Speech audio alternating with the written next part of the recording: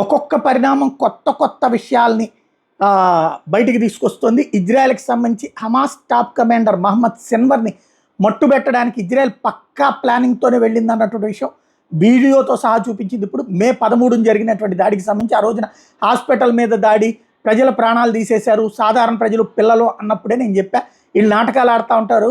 వాళ్ళ ప్రజల్ని, వృద్ధులని, మహిళల్ని, సాధారణ ప్రజల్ని కవచాలుగా వాడి దాని కిందనే అక్కడ ఉన్నటువంటి తీవ్రవాదులు దాక్కుంటుంటారు.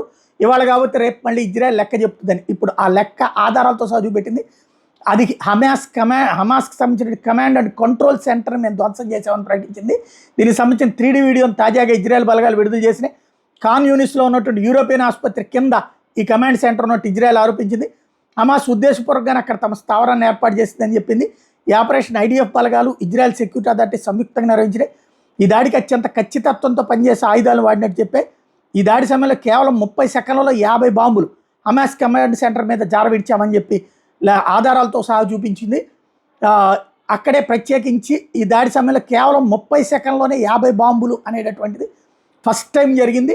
భారీగా ఇంటెలిజెన్స్ సేకరించిన తర్వాతనే ఈ దాడి జరిగిందని, టోటల్గా అబద్ధాలు చెప్పింది వాళ్ళేం 16 మంది చనిపోయారు, 70 మంది గాయపడ్డారు అన్నటువంటిదంతా కూడా పచ్చి అబద్ధాలు. చచ్చిన వాళ్ళందరూ తీవ్రవాదులు, వాళ్ళని సాధారణ ప్రజలుగా చెప్పారన్నటువంటిది లెక్క చూపించింది ఇప్పుడు ఇజ్రాయెల్.